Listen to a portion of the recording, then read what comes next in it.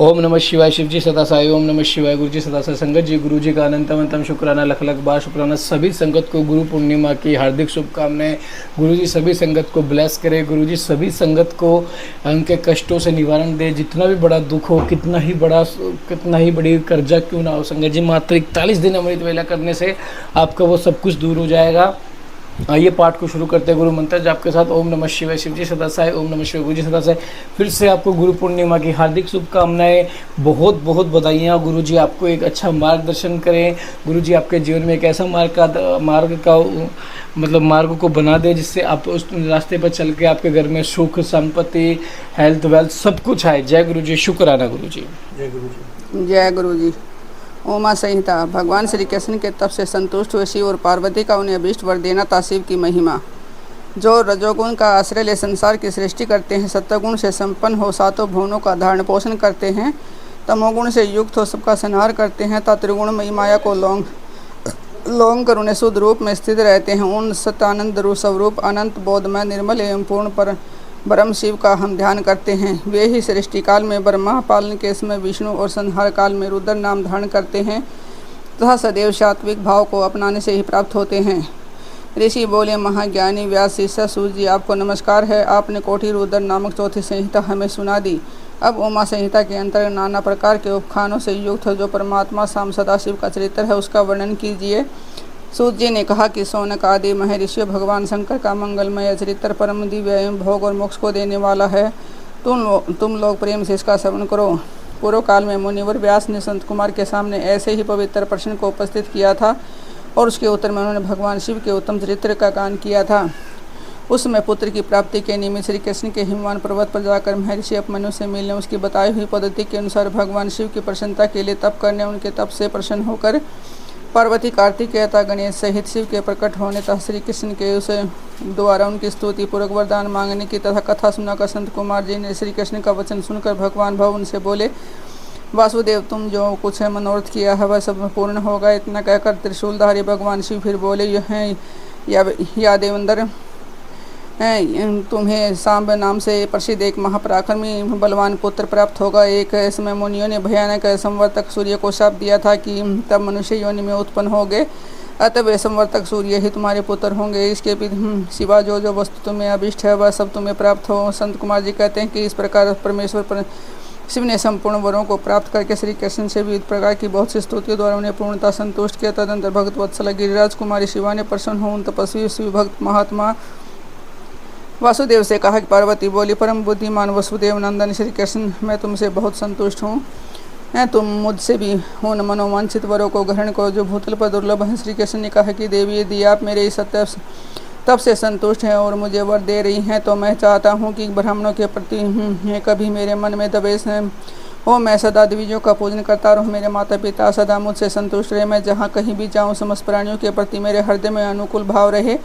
आपके दर्शन के प्रभाव से मेरी संतति उत्तम हो। मैं सैकड़ों यज्ञ करके इंद्र आदि देवताओं को तृप्त करूं और सहस्रों साधु सन्यासियों और अतिथियों का सदा अपने बम्पर श्रद्धा से घर पर श्रद्धा से पवित्र उनका अन्न का भोजन कराऊं। भाई बंधुओं के साथ नित्य मेरा प्रेम बना रहे, मैं सदा संतुष्ट रहूं। संत कुमार जी कहते हैं कि श्री कृष्ण का यह वचन सुनकर संपूर्ण अभिष्टों को देने वाली सनातनी देवी पार्वती विस्मित हो उनसे बोली, वासुदेव, ऐसा ही होगा, तुम्हारा कल्याण हो। इस प्रकार श्री कृष्ण पर उत्तम कृपा करके उन्हें वरों को देकर पार्वती देवी तथा परमेश्वर शिव दोनों ही अंतर्ध्यान हो गए। तदंतर केसी हंता श्री कृष्ण ने मुनिवर अपमन्यु को प्रणाम करके उनसे वर प्राप्ति का सारा समाचार बताया। तब उन मुनियों ने कहा कि जनार्दन, संसार में भगवान शिव के सिवा दूसरा कौन महादानी ईश्वर है तथा क्रोध के समय दूसरा कौन अत्यंत दुष्य हो उठता है। महायशस्वी गोविंद दान तप शौर्य था सिद्धता में शिव से बढ़कर कौन है। अतः तुम शंभु के दिव्य ऐश्वर्य का सदा श्रवण करते रहो। तदंतर अपमन्यु के द्वारा शिव की महिमा होने के बाद उस मुनिवर को नमस्कार करके वासुदेव नंदन केशव मन ही मन शंभु का श्रवण करते हुए द्वार कापुरी को चले गए।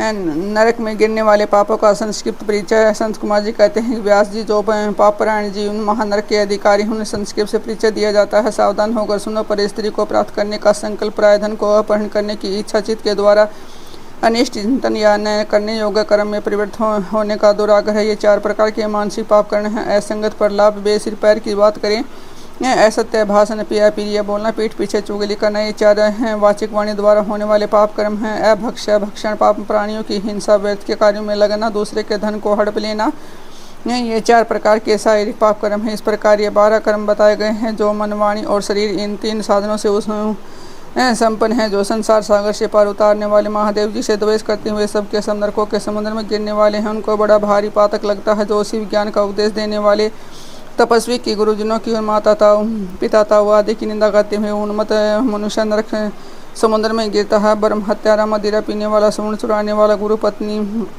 गामी तथा इन 4 से संपर्क रखने वाला, 5वीं श्रेणी का पापी, ये सब के सब महापात की कहे गए हैं। जो क्रोध से, लोभ से, भय से, द्वेष से ब्राह्मण के वध के लिए महान मर्म वेदी दोष का वर्णन करता है, वह ब्रह्म हत्यारा होता है। जो ब्राह्मण को बुलाकर उसे कोई वस्तु देने के पश्चात फिर ले लेता है और जो निर्दोष पुरुष पर दोषारोपण करता है। जो मनुष्य ब्रह्म हत्यारा होता है वो जो भारी सभा में उदासीन भाव से बैठे हुए श्रेष्ठ द्विज को अपनी विद्या के अभिमान से अपमानित करके उसे निस्तेज कर देता है, वह ब्रह्म हत्यारा कहलाता है।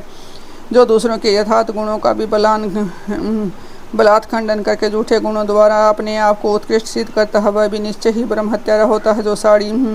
जो साड़ू द्वारा वाही जाती है, गौओं के द्वारा गुरु के उपदेश से ग्रहण करते हैं, द्विजों के कार्य में विघ्न डालता है, उसे ब्रह्म हत्यारा कहते हैं। जो देवताओं, ब्राह्मणता, गौओं के उपयोग के लिए दी हुई भूमि को हर लेता है, उसे ब्रह्म हत्यारा कहा गया है। देवता और ब्राह्मण के धन को हर लेता है, अन्याय से धन कमाना ब्रह्म हत्या के समान ही पातक जानना चाहिए। जिस किसी व्रत नियम दाह्य को ग्रहण करके उसे त्याग देना तथा पंच महायोगों का अनुष्ठान न करना मदिरा पान के समान पातक बताया गया।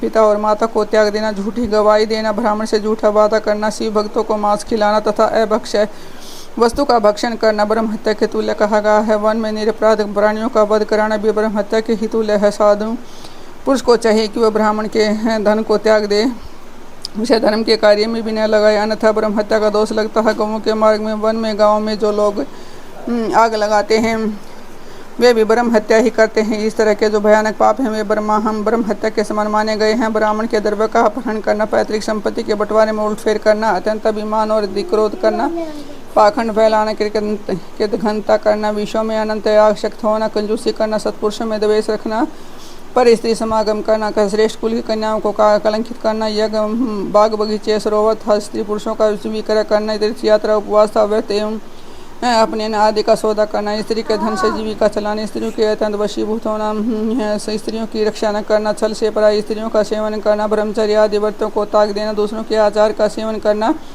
सत्शास्त्रों का अध्ययन करना, सूखे तर्क का सहारा लेना, देवता, अग्नि, गुरु, साधुता, ब्राह्मण की निंदा करना, पितृयज्ञ और देवयज्ञ को त्याग देना, अपने कर्मों का परित्याग करना, बुरे स्वभाव को अपना, नास्तिक होना, पापों में लगना और सदा झूठ बोलना, इस तरह के पापों से युक्त स्त्री पुरुष को उत्पात ही कहा गया है। जो मनुष्य गौओं, ब्राह्मण, कन्याओं, स्वामी, मित्र तथा तपस्वी महात्माओं के कार्य नष्ट कर देते हैं वे नरगामी माने गए हैं। जो ब्राह्मणों को दुख देते हैं उन्हें मारने के लिए शस्त्र उठाते हैं, जो द्विज होकर शूद्रों की सेवा करते हैं, जो काम वश में दरियापान करते हैं, जो पाप परायण, क्रूर, हिंसा के प्रेमी हैं, जो योगशाला में, अग्नि में, जल में, सड़कों पर, पेड़ों की छाया में, पर्वतों पर, बगीचों में तथा मस्जिद मंदिर में आसपास मलमूत्र का त्याग करते हैं, बाँस, ईंट, पत्थर, काष्ठ, सींग और कीलों द्वारा जो रास्ता रोंदते या रोकते हैं, दूसरे के खेत आदि की सीमा मिटा देते हैं, छल से शासन करते हैं, छल कपट के कार्यों में लगे रहते हैं, किसी को ठक्कर लगाए हुए पाक अन्य वस्त्रों का छल से उपयोग करते हैं, जो स्त्री, पुरुष, मित्र, बाल, वैद, दुर्बल, आतुर, भूत, अतिथिता, बंधुजनों को भूखे छोड़कर स्वयं खा लेते हैं, जो अजितेंद्रिय पुरुष स्वयं नियमों को ग्रहण करके फिर उन्हें त्याग देते हैं, संन्यास धारण करके भी फिर से घर बसा लेते हैं, जो शिव प्रतिमा का वेदन करते हैं, गौओं को क्रूरतापूर्ण मारते हैं, बारंबार उनका दमन करते हैं, जो दुर्बल पशुओं का पोषण नहीं करते, सदा उन्हें छोड़े रखते हैं, अधिक भार लाद कर उन्हें पीड़ा देते हैं, तथा सैन्य होने पर भी बल प्रकोप उन्हें हल या गाड़ी में जोतते हैं, तो उन्हें ऐसे ही बोझ खिंचवाते हैं, जो उन पशुओं को खिलाए बिना ही भार ढोने तथा हल खींचने काम में जोतते हैं, बंधे हुए भूखे पशुओं को चरने के लिए नहीं छोड़ते, जो भार से घायल, रोग से पीड़ित और भूख से आतुर गाय बैलों का यत्नपूर्वक पालन नहीं करते, वे सब के सब गो हत्यारता नरकगामी माने गए हैं।